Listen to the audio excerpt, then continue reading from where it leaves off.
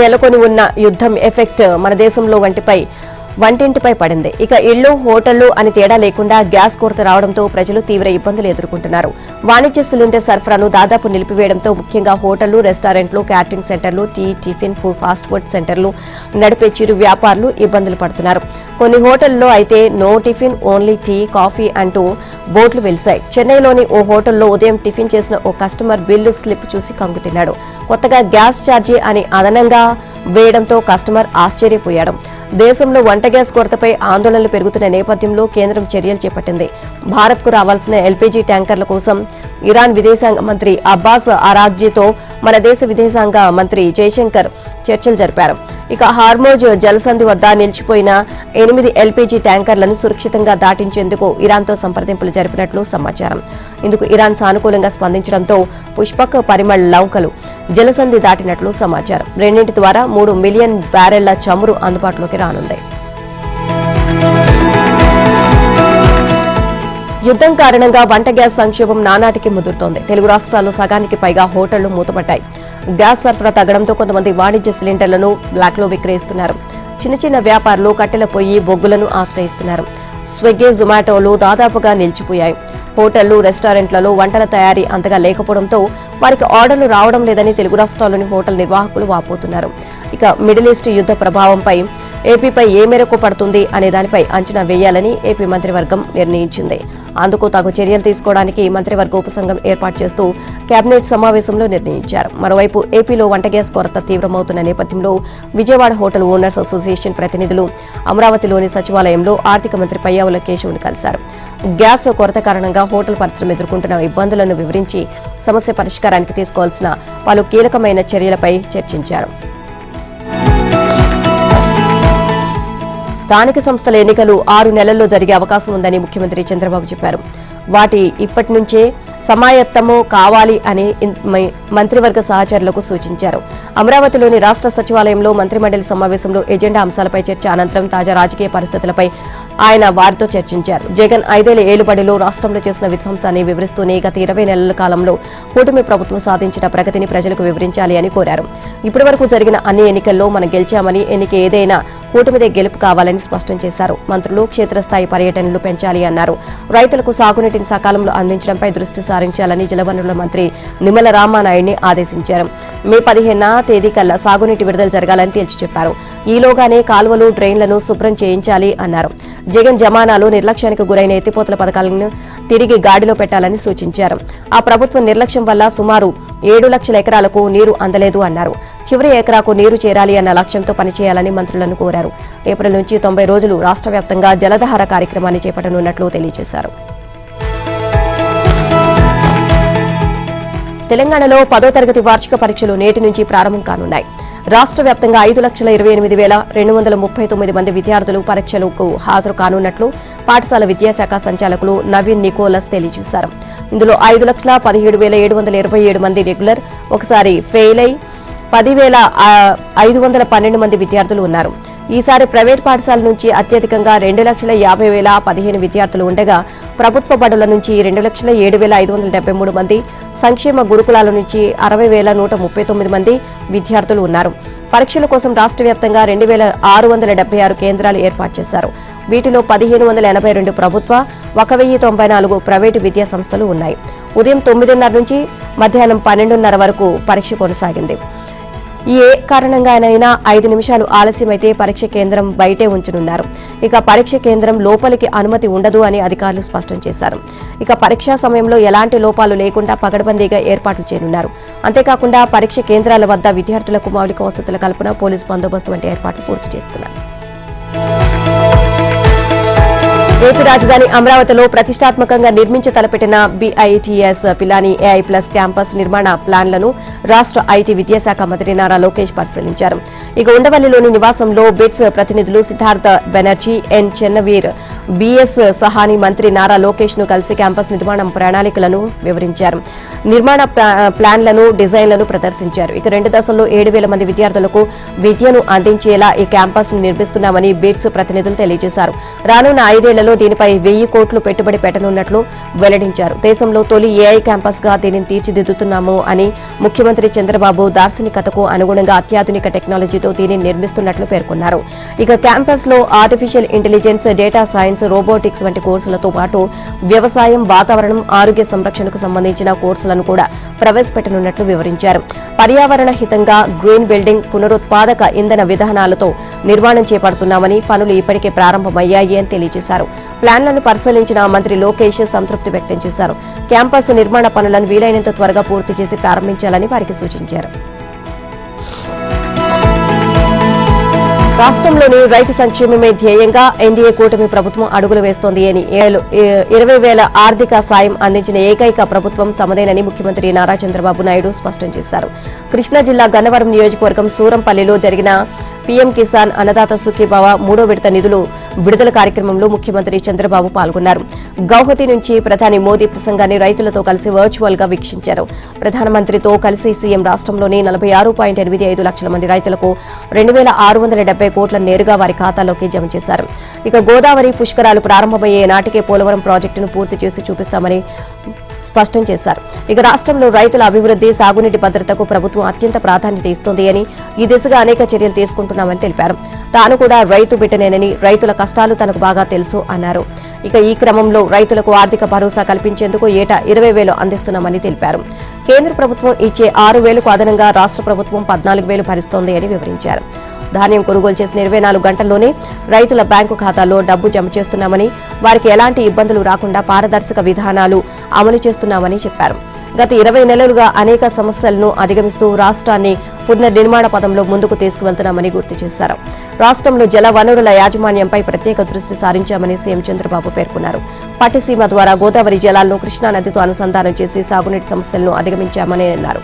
చెరువుల్లో పూడిక తీసి నీటితో నింపడం వల్ల ఖరీఫ్, రబీ పంటల తర్వాత కూడా జలకళ ఉంది అన్నారు. దీని ఫలితంగా భూగర్భ జలాలు గణనీయంగా పెరిగాయని వివరించారు. కాలువల్లో పూడికితీత, డ్రైన్ల ఆధునీకరణకు ఆదేశాలు జారీ చేశామని, చివరి ఆయకట్టు భూములకు కూడా నీరు అందించే బాధ్యతను సాగునీటి సంఘాలు తీసుకురావాలని సూచించారు.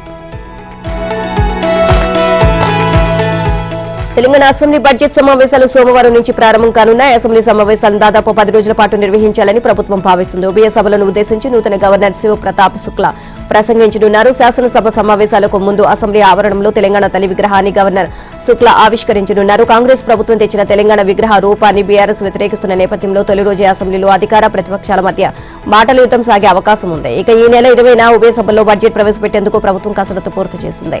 ఈసారి ఎజెండాలో పలు కీలక అంశాలను పెట్టాలి అని అధికార పక్షం భావిస్తోంది. గిగ్ వర్కర్ల కోసం ప్రభుత్వం రూపొందించిన కొత్త చట్టాన్ని సభలో ప్రవేశపెట్టనుంది. గిగ్ వర్కర్ల విషయంలో రాహుల్ గాంధీ సైతం పలు అంశాలను డిమాండ్ చేయడంతో వారి భద్రత కోసం కొత్త చట్టం తీసుకురావాలని ప్రభుత్వం ఆలోచిస్తోంది. అలాగే విద్యా సంస్థల విషయంలో పలు కీలక నిర్ణయాలు తీసుకోవాలని ప్రభుత్వం కసరత్తు చేస్తోంది. ఇక ఇంటర్ను రద్దు చేసి 10th తర్వాత +2 విధానాన్ని తీసుకురావాలని భావిస్తోంది.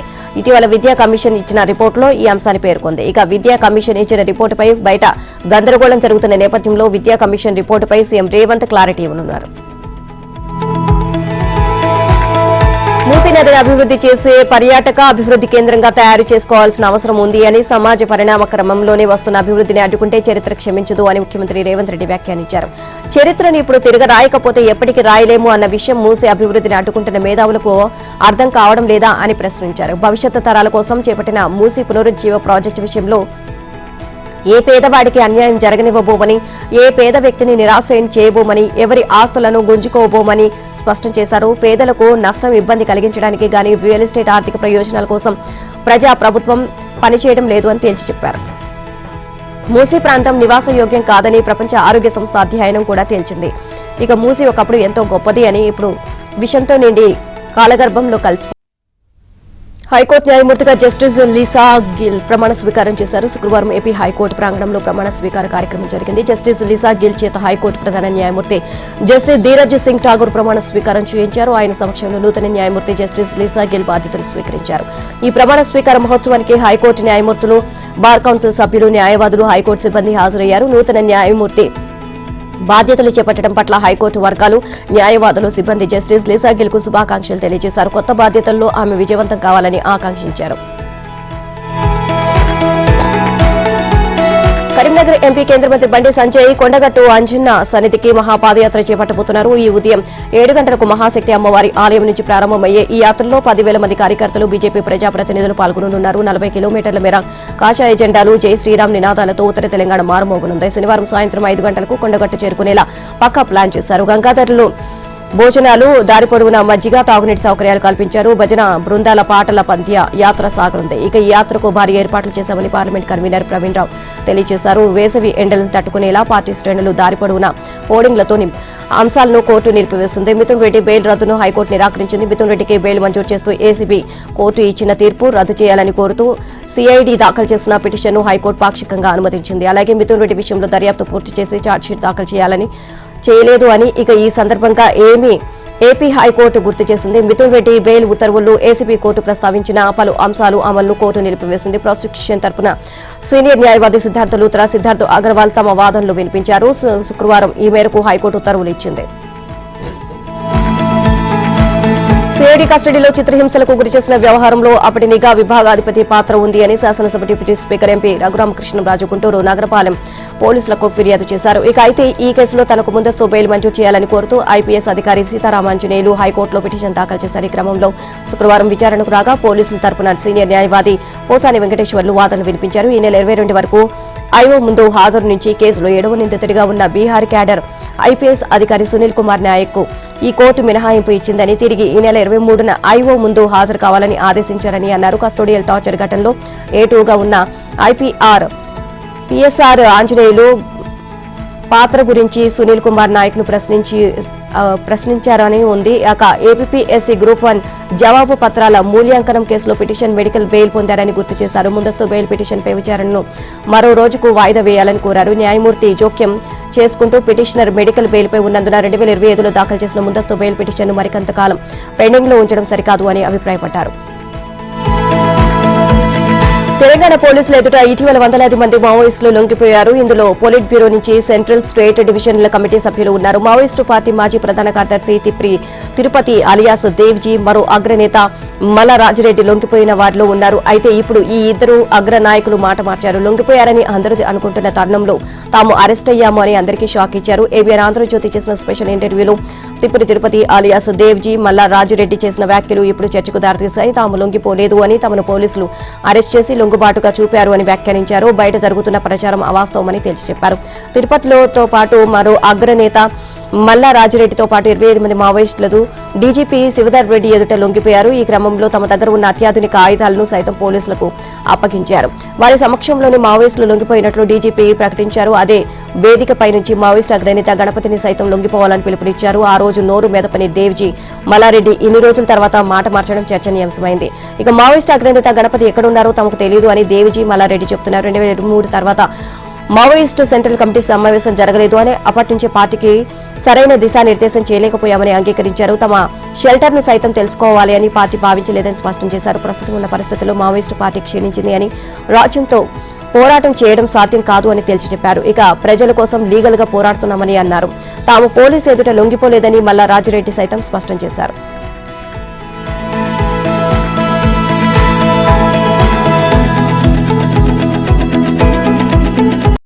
ఫార్ములా ఈ రేసింగ్ కేసులో మాజీ మంత్రి కేటీఆర్ చుట్టూ ఉచ్చు బిగుస్తోంది. కేటీఆర్ ప్రాసిక్యూషన్ కు గవర్నర్ గ్రీన్ సిగ్నల్ ఇవ్వగా కీలక నిందితుడు అరవింద్ కుమార్ కు డీఓపీటీ అనుమతి ఇచ్చింది. దీంతో వారంలోనే ఏసీబీ అధికారులు కోర్టులో ఛార్జ్షీట్ దాఖలు చేయనున్నారు. తెలంగాణ చరిత్రలో విచారణ ఎదుర్కొనున్న తొలి మాజీ మంత్రిగా కేటీఆర్ నిలవనున్నారు. నిబంధనలు గాలికి వదిలేసి విదేశీ సంస్థకు 54.88 కోట్లు మళ్లించారు అనే అభియోగంపై ఏసీబీ ఆధారాలు సేకరించింది. ఇక మాజీ మంత్రి KTR senior IAS Arvind Kumar, HMDA engineer BLN రెడ్డిపై 2024 డిసెంబర్ 19న కేసు నమోదైంది. అక్రమ చెల్లింపులు, నిధులు దుర్వినియోగానికి సంబంధించి ఎలక్ట్రానిక్, డిజిటల్ సాక్ష్యాధారాలను ఏసీబీ క్రోడీకరించింది. ముందస్తు అనుమతులు లేకుండానే గత బీఆర్ఎస్ ప్రభుత్వం రేసు నిర్వహణకు సిద్ధపడింది అని ఉందని ఏసీపీ తేల్చి చెప్పింది. ఇక మున్సిపల్ శాఖ కార్యదర్శి దానకిషోర్ ఫిర్యాదుతో వెలుగులోకి వచ్చిన ఈ వ్యవహారంలో నెక్స్ట్ జెన్ ప్రతినిధులను కూడా విచారించారు. ఇక నిధుల మళ్లింపు వెనుక ఉన్న అగ్రిమెంట్లు, హెచ్ఎండిఏ బోర్డు నిర్ణయాలను క్షుణ్ణంగా పరిశీలించిన అధికారులు కేసు విచారణ దాదాపు పూర్తి చేసినట్లు ప్రకటించారు. కేవలం నిధుల మళ్లింపు మాత్రమే కాదు, బీఆర్ఎస్ కి అందిన ఎలక్టోరల్ బాండ్లకు ఈ డీల్స్ కు మధ్య ఉన్న లింకులను కూడా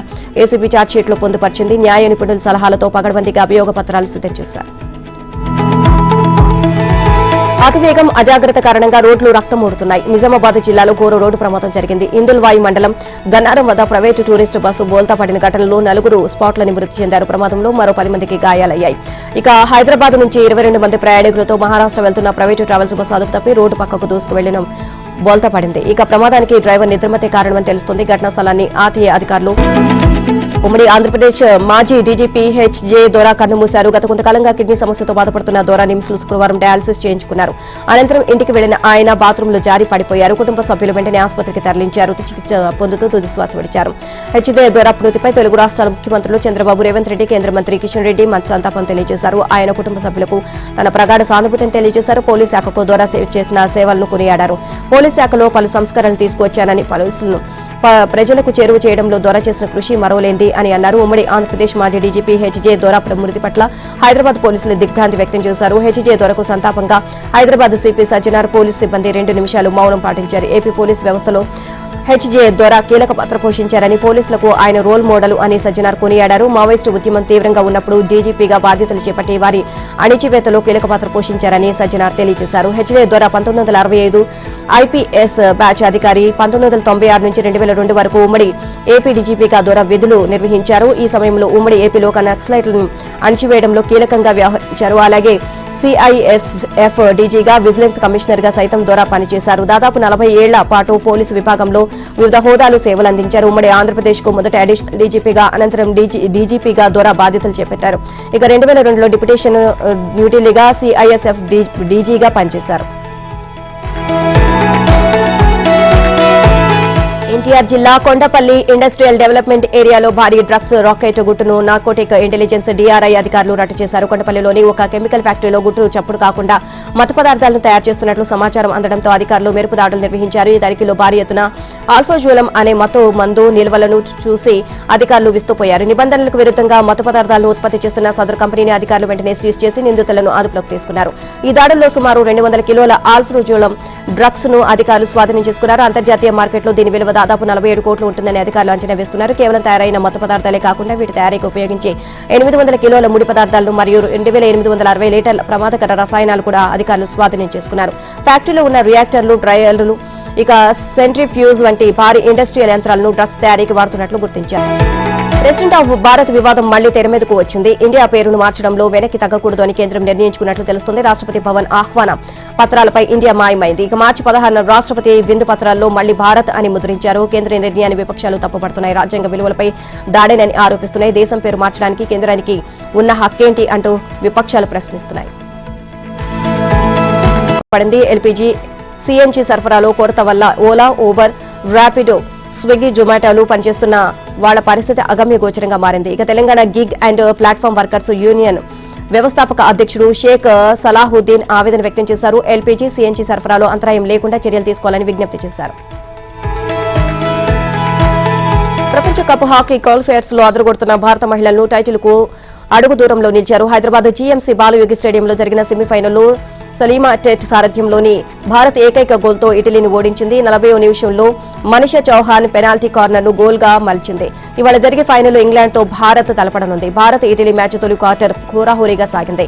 మిడ్ఫీల్డ్లో పట్టు కోసం ఇరు జట్లు నువ్వా నేనా అనేలా తలపడ్డాయి.